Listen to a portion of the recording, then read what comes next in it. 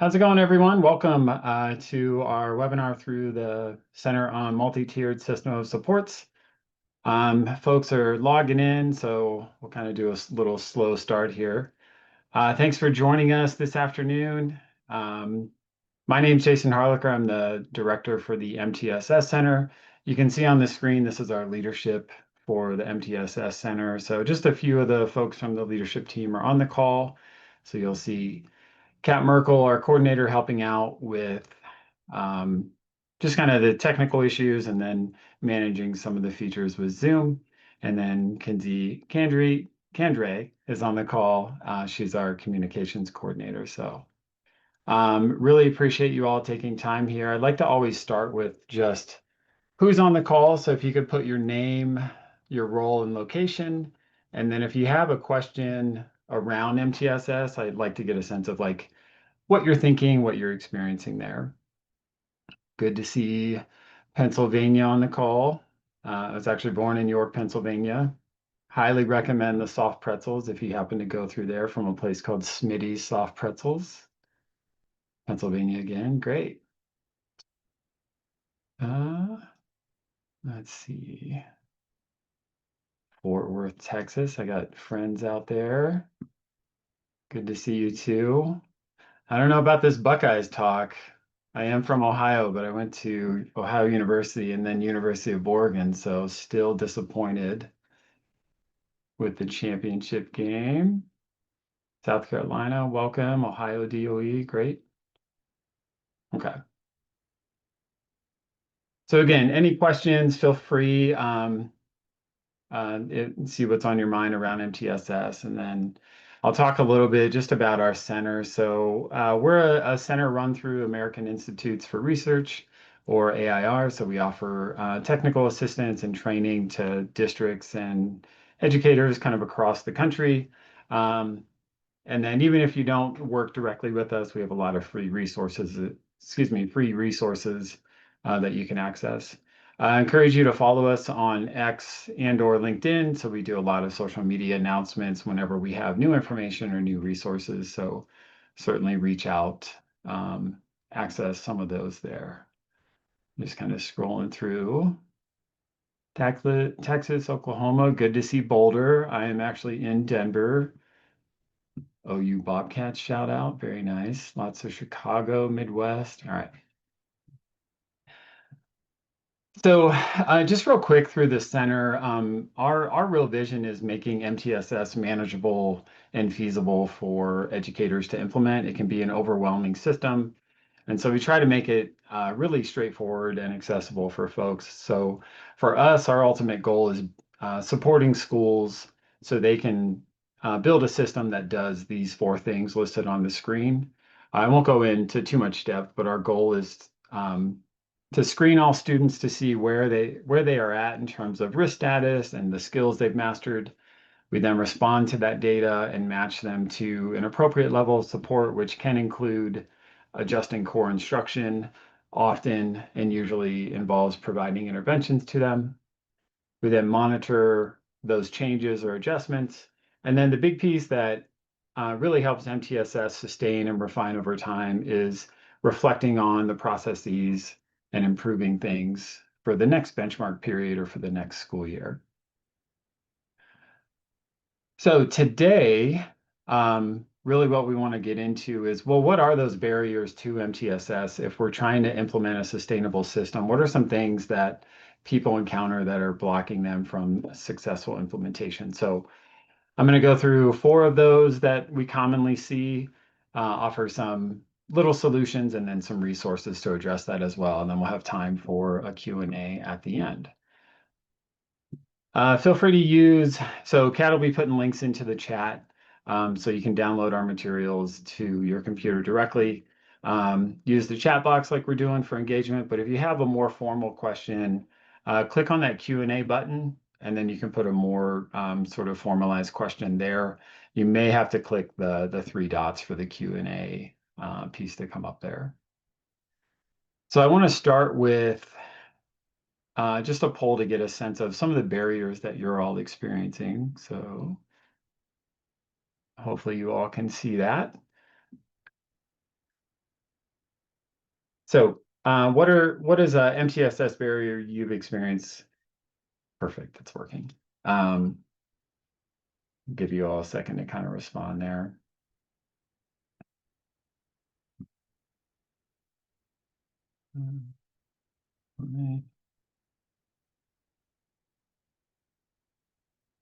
Okay, and I'll put I think I got most everyone. So, Kat, you can see that? Perfect. All right, so it looks like tier one not being adequate is the highest with 33%, and then insufficient teaming, no clear processes. So we're going to talk about each one of those. Um, I think with implementation, we know this is hard work. Um, there we go. Sorry, getting the hang of polls. So this work is challenging. I think sometimes we have an idea of we're going to start at point A and we're going to get to the finish line with no problems, but often what happens is we hit roadblocks. We hit things that we just didn't expect to see. And so I want to spend this next, 50 minutes or so going over just common barriers and again, some solutions. So I'm seeing a barrier as just kind of an obstacle or unforeseen issue that impacts your implementation. So what are some ones that we typically see around MTSS? So 19% of you said insufficient teaming. So I'm going to start there.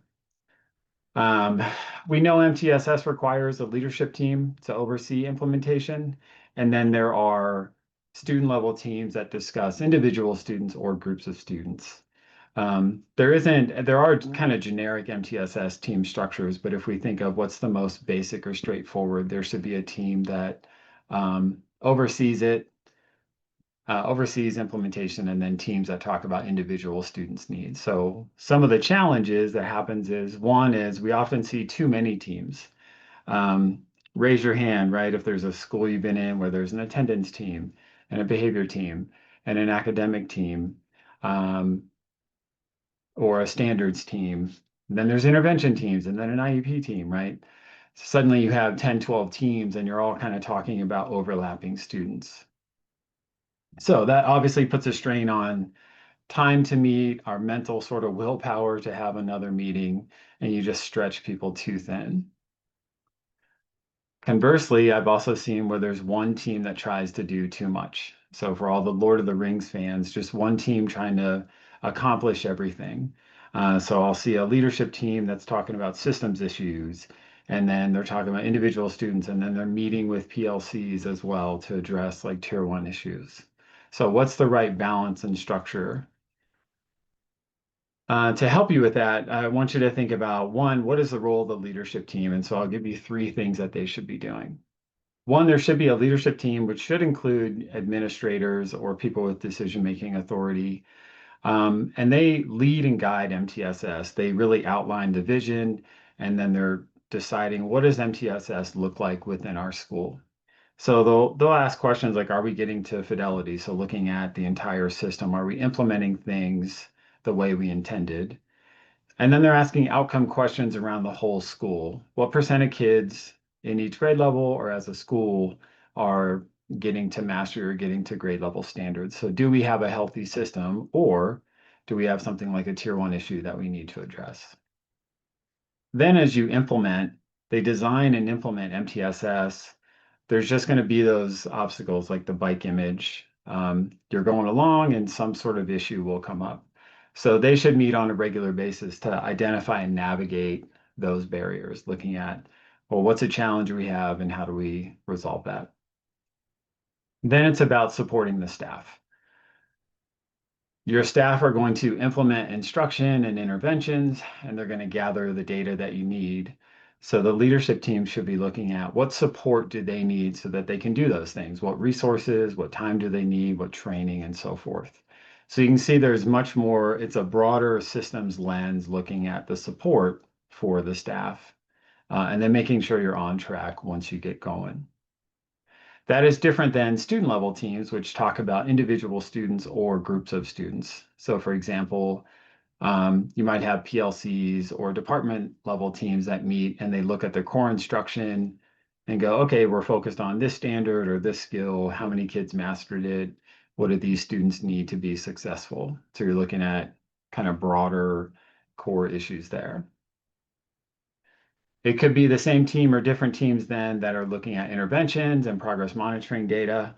So they're identifying or, they're identifying and then providing interventions to students or managing kind of the oversight of that. So they'll group kids, match kids, and then on an ongoing matter, look at progress monitoring data to see how kids are responding. And then I think of that kind of like tier two in general, but then you have intensive teams or teams that work with students with intensive needs. So whether that's a tier three team, whether that's an extension of an existing team or your IEP or multidisciplinary teams, you kind of have three, to me, kind of three large buckets here around core issues, interventions, and then the more intensive needs of students. So again, there's kind of generic structures, but there's no set answer for how many teams that you need within MTSS. It's really dependent on the size of your school, the number of your staff, and just kind of what is manageable and feasible. Just gonna look at the chat here. So it does beg the question, okay, well, what about rural settings or for we are a small school with a limited number of staff, how do we have different teams? So one of the solutions I've seen is using a rotating agenda. So you could have the same people meet on a regular basis, but then the agenda or what they focus on can change. So for example, um, let's say a team meets twice a month. The first Tuesday of the month they meet and they're talking leadership issues or leadership tasks. So looking at the vision of MTSS, the guidance on MTSS, the support for staff on MTSS. Then 2 weeks later, they might meet and talk about individual kids or the student team tasks. And you could break it up further. This is just an example. I mean, perhaps one week it's leadership, the next week it's tier one focus, and then the week after that it's like tier two and tier three. So it's really, again, just kind of what's feasible and what makes sense for your site and for your team. But I think of, do you have teams that are looking at the overall system and then teams that are looking at individual students? So how do you accomplish all that? One tool we recently released was our team audit. So you've probably seen iterations of this with the Working Smarter, Not Harder document that kind of is floating out there, especially in the PBIS literature. So we just kind of adapted, formalized it, and so this is a more extensive kind of activity around identifying the right number of teams, particularly the leadership team for your site there. So, okay. So one barrier, not enough teams. This is honestly one of the first things we do when we're working with schools is just looking at their teaming structure and making sure that it's feasible and manageable for them. Another big barrier is around the decision points. So this is a kind of a high level view of the whole process of MTSS. So before I dig into this, I'm going to go to this poll. So how does your school make decisions around student progress? I'll give you a second. It's okay if you don't quite know what trendline 4-point or median rule means, but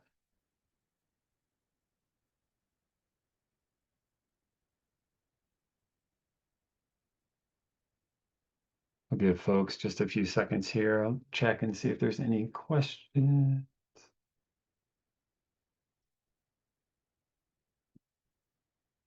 Oh, don't see the poll. Do you see it, Kat? Yeah, you might have Okay. to click on polls and activate it. Yeah, no worries. Okay.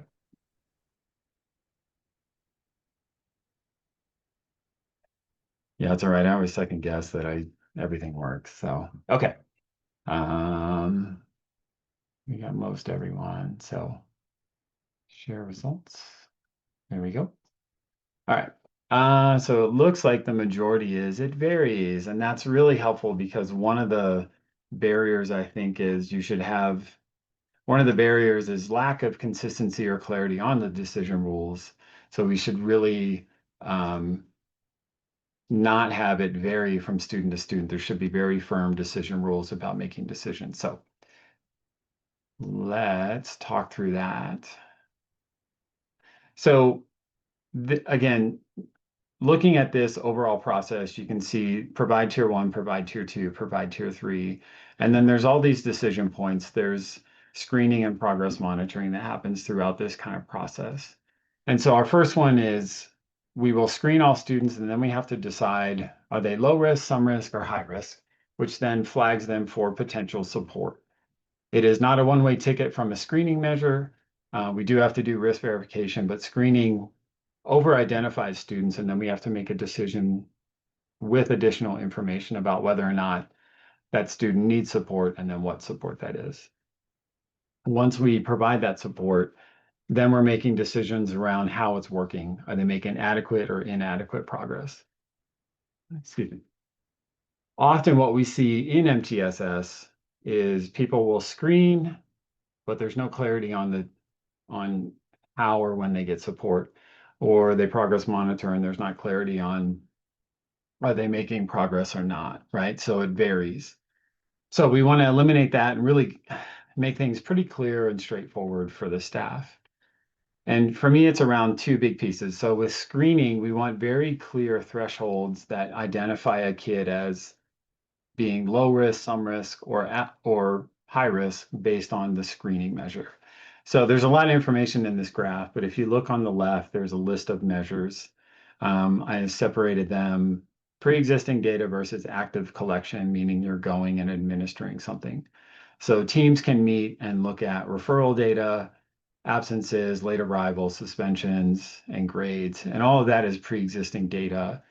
And then based on how many absences or referrals, you can see, for example, a student with 0 to 1 major referrals, they're at low risk. But if they have 2 to 5, there's some risk, and 6 or more is considered high risk. So when students are at low risk, they likely will succeed just with core instruction and they don't need additional support. Students who are some or high risk scoring, then we want to gather additional information and see, okay, was this a fluke score or do they actually need additional support and intervention? And so you've got the pre-existing data and you can look at that data once a month, for example, and then the active collection, which are active screeners that you would do 2 to 3 times per year. And you'll also see I put nomination form on there because in between screening periods, a parent or a family member might notice an issue with the student, fill out the nomination form, and then ideally there's a team that meets and then evaluates the extent of risk based on that information. So we kind of have this comprehensive screening approach that is an initial piece, and then from there we can do risk verification. But what I want you to see is there's just very clear thresholds that can be often based on research and national norms, but you can also do kind of local norming if you would like. So really clear thresholds and a risk verification process are really helpful for that kind of screening piece. If we move to the progress monitoring decisions, we want really agreed upon decision rules so that when we look at a progress monitoring graph, we know, should we fade this support or reduce it for the student? Should we intensify or modify it, or should we continue with no changes and gather more data? So there are different decision rules. Our kind of recommendation is around the 4-point rule, just because it's pretty straightforward and simple to kind of apply. If you haven't seen a progress monitoring graph, you should see along the x-axis is the date of data collection. So at the bottom here, we have weeks of instruction. The y-axis is the actual data and the values. The green dots then are obviously the data, and then our goal line is this blue line. So for the 4-point rule, after about 4 to 6 weeks of instruction, you should get around 6 to 9 data points. You simply look at the last 4 data points and ask, are they above the goal line or below the goal line? So in this situation, the last 4 are above. So we would look at this and say, student is doing well, it's adequate progress. So we could consider fading or changing the goal in some cases for the student. Conversely, You might look at a graph and look at the last four, and they are below the goal line. Your decision then is this is inadequate progress, so you need to make a change for that student. So it's pretty clear cut and straightforward. 4 points above, adequate, 4 points below, inadequate, and so likely needs some sort of change. There will be times you look at the data and some are above, some are below, or you're not sure. It's normal for the data to really bounce a lot with progress monitoring data. In that case, you just gather more data. So if there's ever indecision or uncertainty about it, you just simply gather more data there.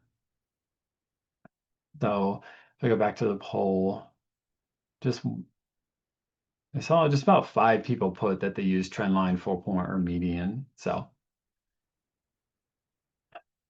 the blue line is the goal line, so it is pointing, it's not real clear on this graph, but it points to the goal that you're trying to get the student to.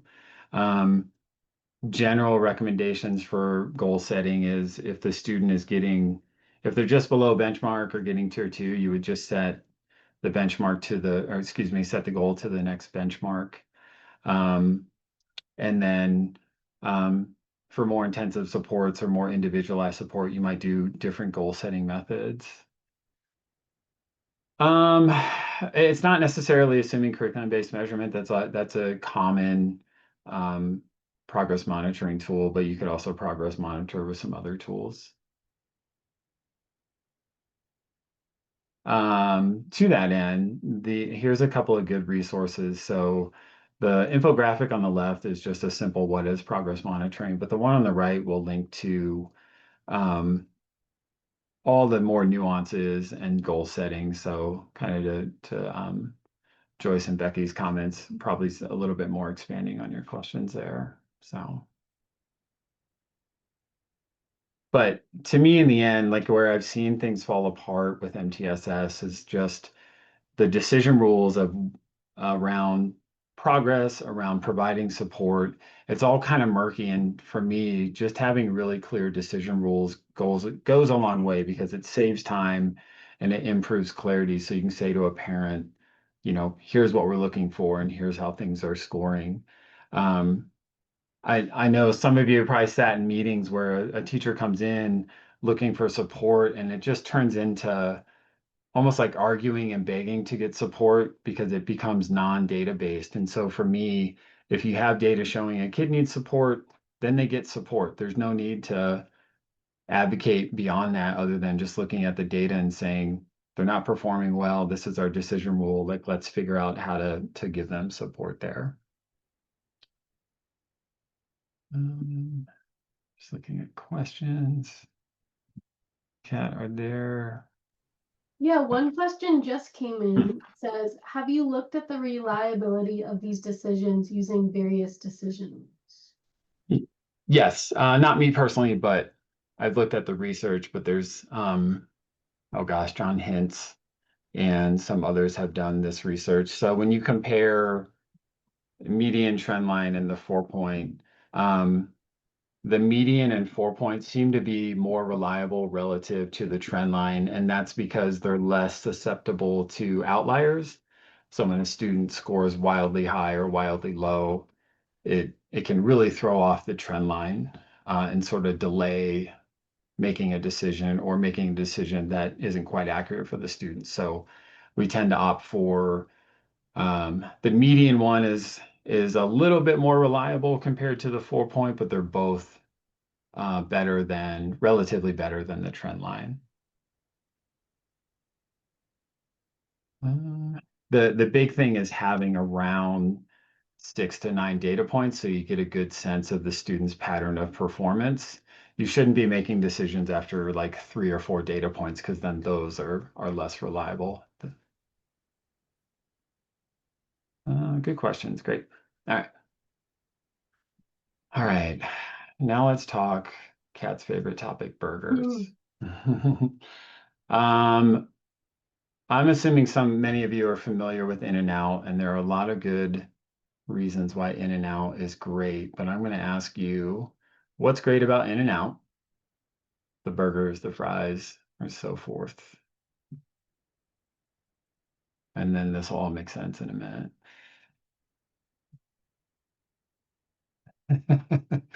No one's putting ambiance. It's always very crowded and very loud.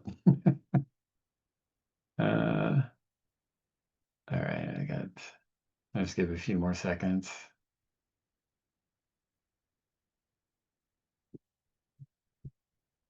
Okay, I'll share that. The winner,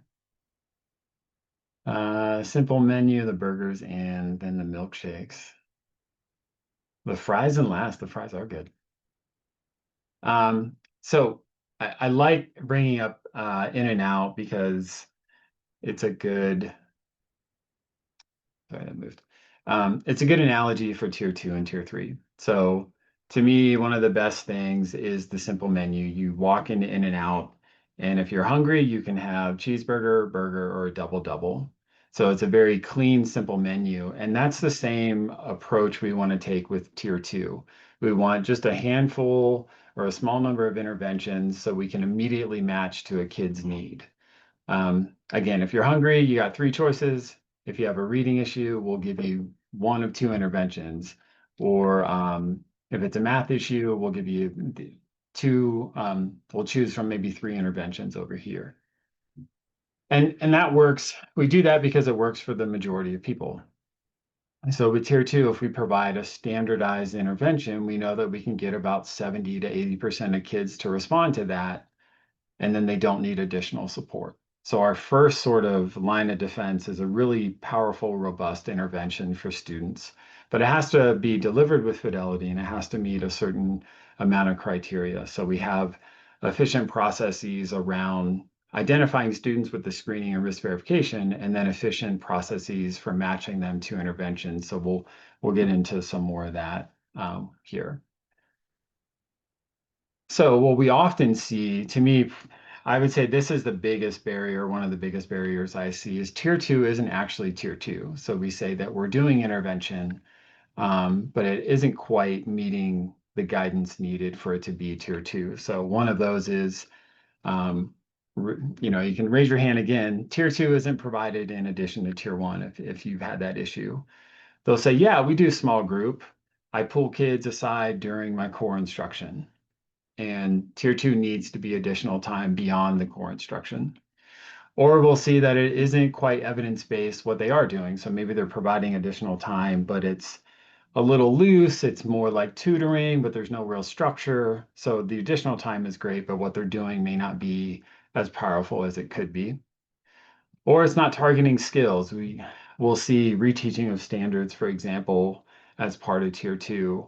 And for us, we would say we want to teach the skills during tier 2 so the kid can access the standard in tier 1. Or you might see tier 2 groups are too large, right? Should be small group, and then we just end up with too many kids, so it kind of loses its potency there. So I won't go too much into the features of tier 2, but essentially, in bare minimum, it's additional time with a small number of students using evidence-based intervention with fidelity. And that doesn't mean it's always in a small group setting, but a small number of students per teacher. So we have a great infographic. There's 10 different features because it also includes some of the assessment and family engagement on there. So if you're wondering what is tier 2, that's a great infographic. But if you're also wondering, well, what intervention should I use, or what are some resources? This is a great list of a handful of websites with evidence-based practices and interventions on there. So there's no link for this. I recommend, if you're curious about this, to screenshot this or take a photo, and then you can just Google some of those websites. I really like the Center on Instruction. They summarize not just interventions, but then they have practice guides so you can outline effective practices, because as many of you know, there's not always a handy intervention that's quick and easy to use for every need of kids. So sometimes you will pull together effective practices for a content area. So IES has practice guides, and then the Center on Instruction as well. Jason, this isn't a question, but I was wondering if you could share some recommendations. Joyce said, I have found with specific areas of reading and math performance skills, it's hard to keep a list of interventions short. Do you have any thoughts on deselection in the Yeah. little time we have? Yeah, there is, Kat, if you could drop in the FAIR test link. Sure. Uh, so that speaks to a selection and deselection issue. Um, and so one of the things you can do is apply the FAIR test, which are just 4 questions around the feasibility, acceptability, and so forth of an intervention. So that could be one way to help sort of narrow down or sort out relatively which ones should we keep, which ones should we not. Um, I would say then your list can be as short or long relative to kind of the understanding and sophistication of your staff. If you've been doing MTSS for several years and they can handle more interventions and more choices, a longer list isn't necessarily bad. But I would ask, is there training and coaching for every single intervention that is available? And if there's not, then you run the risk of using it without fidelity. So there's sort of other factors you can look at there. I'm going to share our placement protocol a little later that might help you make more sense of interventions and how do we kind of pick the best one there. Um, and I'm just going to look at some of the other comments. I figured there'd be a Five Guys comment. Yeah. Um, yeah, Joyce. In and Out is in the West Coast. So um, and great question, Trisha. The 10 features is academic and non-academic because um, I would encourage everyone to think about intervention is teaching a skill, whether it is behavioral, social, emotional, or academic. And so we apply the same approach. Explicit instruction, small group, or small number of students, high rates of practice and feedback. Okay. Let me cover a few more things. Another barrier is not enough time. Um, so with MTSS, we need time, not just for interventions, but also time for the staff to meet and look at the data to make decisions around that. So let me share a few kind of examples and solutions here. Um, So for interventions, many of you, I'm sure, have seen elementary schools. They can easily add a block or a time within their schedule for the intervention. And then they usually also provide enrichment for kids who are low risk or on track so that you can differentiate interventions for all kids or differentiate additional support. Um, Secondary schools have to get a little more creative, so I'll share some examples. One I've seen is if there's 6, 7 class periods in a day in a secondary school, they might reduce each class period by a few minutes, say 2, 3 minutes, and then they get 15 to 20 minutes that they could do smaller interventions. Obviously, you could, reduce by 5 minutes or so and get a longer block, but I've seen where schools shave off some minutes, maybe they reduce a minute during transition time, and then you have 20 to 30 minutes that you could provide some intervention for students.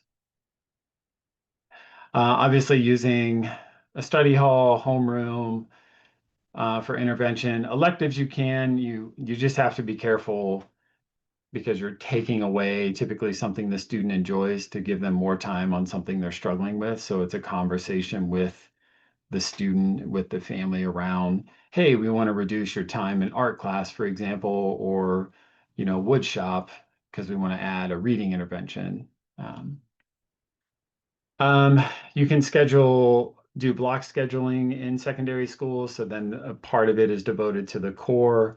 And then there's another 30 minutes, for example, where you can provide intervention for students as part of that, and enrichment as well. Or in elementary settings, they'll schedule the core and then the intervention right after it as well. And then I have seen lunch periods that they sort of coordinate them where they might split them in half and there's a little tutoring and then lunch, or maybe it's almost like a working lunch for the kids. So it's really around being creative and finding time for that. So that is intervention scheduling solutions. And then what about finding time to analyze data? I worked in a district that had expectations around progress monitoring and then realized the staff had no time to meet. So they coordinated early release once a week. So then that time it was, 30 minutes early release, and they were able to use that time to look at progress monitoring data or gather and kind of gather and coordinate that data. I also schools I've worked at, they would coordinate the elective periods for students, so they could free up their grade level teachers. So sixth grade teachers, there would be art, music, and PE. There just happened to be three sixth grade classrooms, and so one class would go to art, one to PE, one to music. Now those teachers were free to then meet and look at data there. If you can't add time, how can you make the time more efficient? So I'll talk about a couple things. One is really clear agendas and protocols. Everyone knows their role, so when you meet, it's very efficient and quick. So we have a problem-solving flipbook on our website that kind of speaks to protocol and process there. Excuse me. Another is a designated member could look at the data beforehand. So again, if you have a 4-point rule, for example, they could look at the 8 kids getting progress monitored and go, okay, these 3 kids are on track, or these 5 are on track. So we just need to talk about these 3. So we're going to meet for 20 minutes and problem solve for those kids. I'm going to pause and look at some of the questions before I continue with kind of speaking to matching kids. Let's see.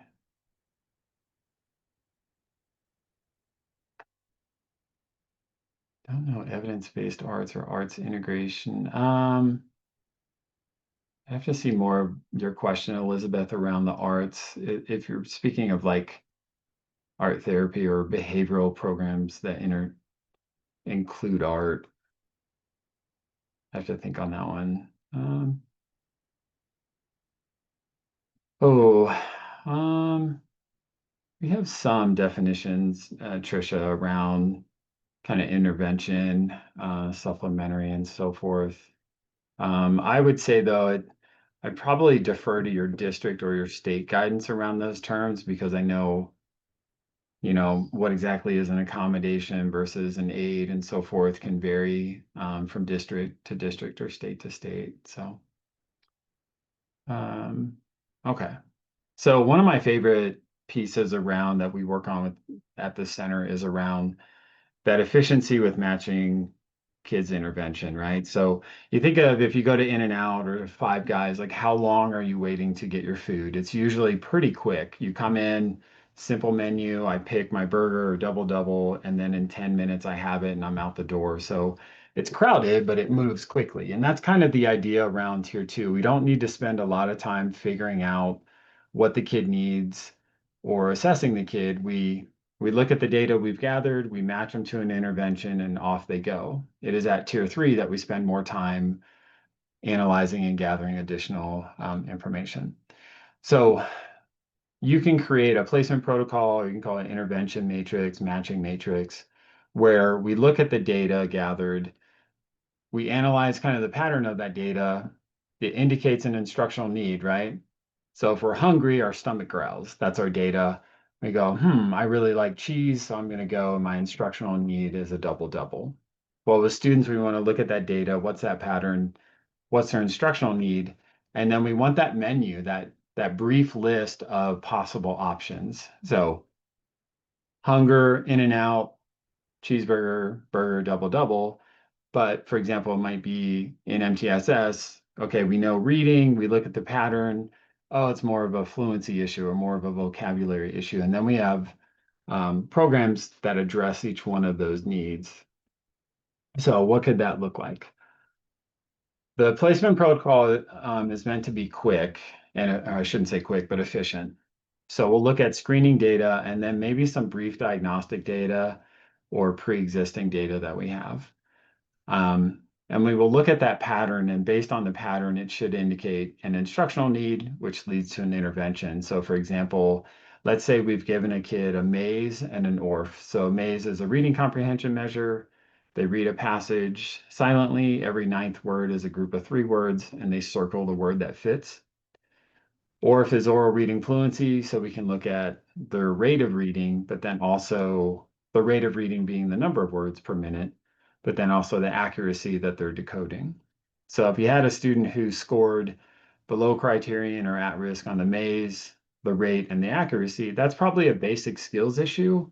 So we're going to give them language, which is a program designed to target kind of overall basic skills. I'll note that I'm not endorsing any intervention. These are just examples. Um, but let's say they're low on maze, low on rate, but they're accurate.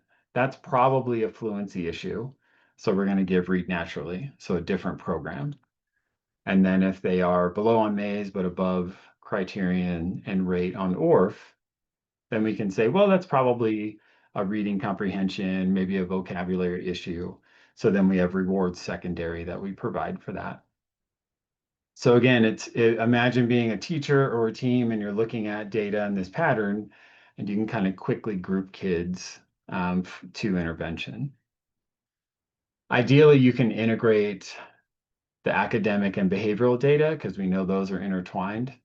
So you can see here with attendance, referral rates, and grades, we could quickly go, is it academic, is it behavioral, or is there some sort of school engagement, school dropout risk there?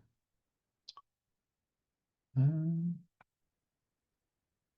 me do a few more slides and we'll have time to kind of look more at these interventions here.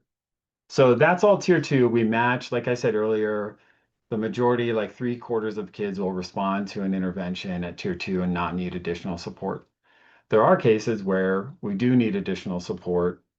So if we go back to in and out, one of the best things about it that we didn't talk about yet is the secret menu. So at tier 3, we're customizing and individualizing supports for kids.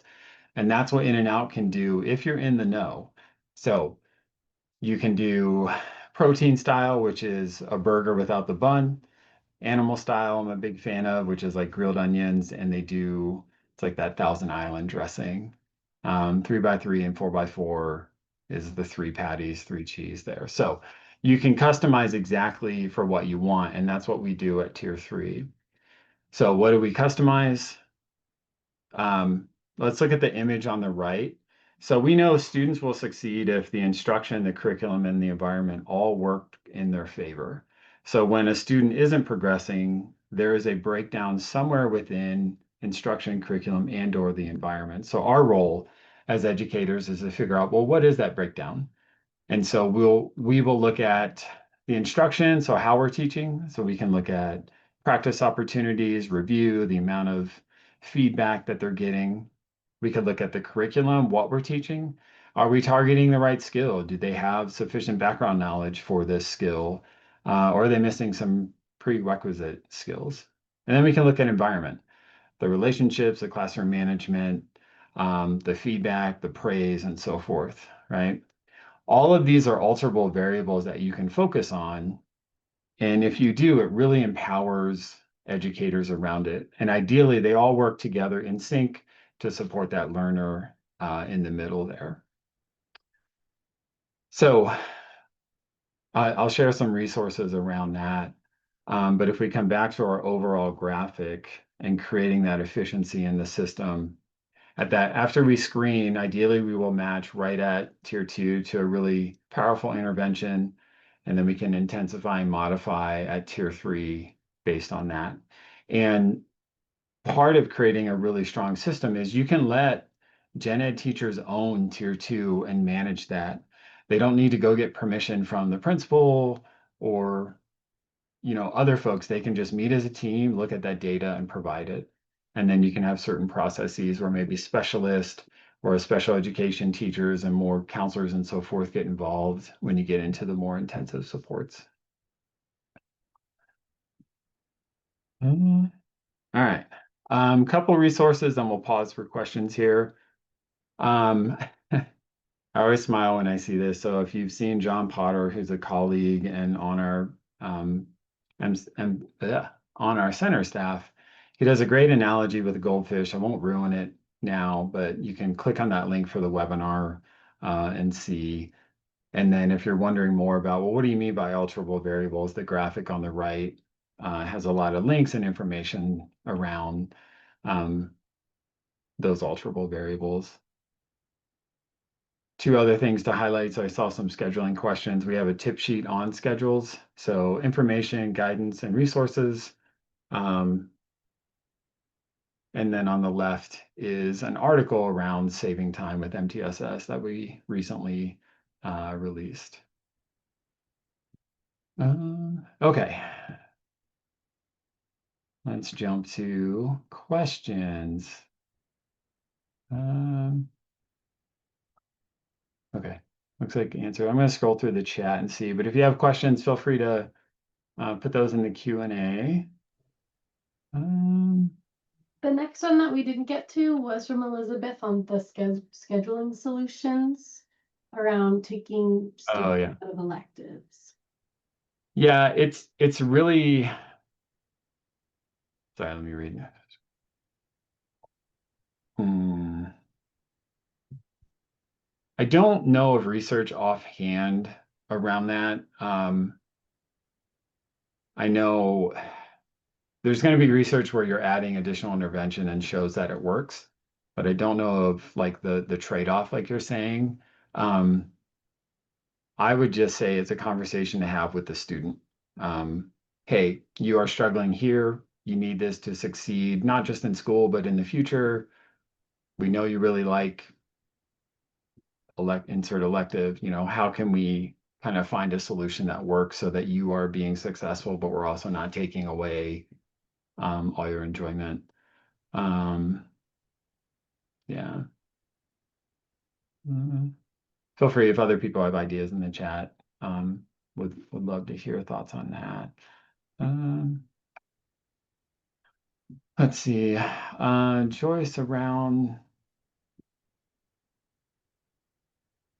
So personalized learning technology versus direct instruction. So Joyce, I'm assuming you're talking about like maybe some of the self-paced programs, maybe like I can't think of I don't want to name names offhand, but a student sitting at a self-paced computer program versus like more direct instruction. Um, my opinion, so I'll speak just as me, is give that direct instruction when you can. We're the funniest thing, what not funniest, but like a peculiarity to me is we know, for example, students with ADHD struggle with time management, but what's the first accommodation we give them? More time to take a test or to do things. So I would rather, I think of a student who is struggling to read and engage with content, and then you sit them down and suddenly expect them to engage and read on their own. I would rather have the direct instruction so I have more management, not just of the content, but just of their engagement. Um, it's kind of like when we learned there was the research around silent sustained reading was really powerful, but it's only really powerful for kids who enjoy reading and can read already, because the kids who struggle with reading and you say, hey, sit there quietly and read, a lot of times they won't engage to the full extent with that. So I would be more hands on there. So I don't think there's anything else. I've never heard of Portillo's. You haven't? I have not. Can Just you call yourself a Cubs fan and a Bears whoa. fan? I That's crazy. have lived in Denver for 15 years. Wow. We do have another webinar. We're going to announce soon. I'm actually really excited for that one. Sarah Arden is going to talk about kind of 20 years of lessons learned, but also some of the lit review work that we've been doing. So some really good information. So we want to make sure we have enough time to prepare. I think we moved it to November. So maybe in the next month, we'll start to uh, submit, excuse me, announce that. Yeah. Yeah, absolutely, Mandy. Completely. That's a great point. Um, so really to think about, so kind of four big barriers. The teaming is one. So use our team audit activity. Tier two is often ill-defined, so pick one or two interventions and get those going really well before you add more. Agree on decision rules so it's really clear to your staff, you know, around who needs support, who doesn't, how the progress is going. And then finding time, it's not just for interventions, it's for the data analysis. I do want to add, I really like this phrase. So for all the district leadership out there, um, you should be clarifying to schools the guidance on MTSS, and then they can customize from there. So we work with districts, and on this left here, we help them implement that infrastructure. So there's all sorts of things that go into that, but then all of that should translate to schools being able to implement the components of MTSS in a really succinct system. So I'm really proud of the work we did around these two guidance documents. The one on the left is for schools, the one on the right is for districts. And so please download those and you can look at some of our guidance there. Um, I'll start wrapping up here, but again, we're here to help support. Happy to chat with any of you around what you're doing and what support you might need, or just to offer recommendations and point you in a certain direction there. So you can email us, follow us. I feel like smash that subscribe button, right? Come to our website, lots of good stuff there. I'm going to look at more questions, but would love your feedback on this webinar. Kat will email this out, but we'll also drop that in the chat here. So good to hear, Becky. Yeah, the district level. I feel strongly that district level infrastructure is different than school, and we sort of blend it all together. So I think the district work is very different than school level work. Um, Okay, lots of links and options there. Sorry, the link wasn't linking. Oh, So okay. Yeah, sometimes I it was time. being weird. Great. Thank you so much. Glad it was helpful. Feel free to email if you got follow-up questions. I'll put that is my direct email if folks have direct questions. Oh, good. We got more coming, Shannon. We have one more schedule and then somewhere in the middle of QA there. So. Oh, I see. Oh, so I'm looking at Elizabeth, your comment. So I don't know directly research around like incorporating art, but I would say that there's good research on like multiple modalities. So the more you can engage a student with the visual, the tangible, music, and all that, you increase the engagement, which then in turn would ideally increase kind of the outcomes. Um, I will say, like, the whole learning theory of like a visual learner versus auditory, there's evidence that that is just sort of a bogus way of thinking about students. What's important is the modality should match the content you're teaching. So if you're teaching geography, for example, you should be doing something visual with a map. If you're teaching, you know, um, reading, then they should be reading out loud and reading with someone, right? Um, but the more modalities that you can engage, I think the benefit from that is it increases engagement, which more engagement, more better outcomes there. So I would say that 100% include art where you can, um, along with kind of those evidence-based practices there. I don't, the short way of saying I don't think you can go wrong there. All right. Think I got everything, Kat? No lingering. Yeah, someone asked about if there's a resource explaining the importance of decision rules. I linked one of the resources from NCII that explains the decision rules, but it doesn't quite get into why they're important. So do you have any others that I'm not aware of? I'd want to know a little more about the question, but I think what we've seen in education is we'll sit down and we can make decisions with, like my colleague says, I think I feel, or we can look at the hard data to indicate us. And so with a decision rule, you remove the ambiguity and the subjectivity, so you make more reliable and accurate decisions. There's certainly research around the benefit of decision rules and certain cut points and how that can benefit students versus delaying or mismatching kids to intervention. So they're trying to think. Center on Instruction probably has some things that Sharon Vaughn's work that has done. And then I can think of, like, if you really like reading technical progress monitoring articles, if that person wants to email me, I could send some of like Hintz's work, and Van Norman did some of that. Matt Burns, I think, has done some of that. So short answer, they're good. But certainly happy to share kind of evidence and research to back that up.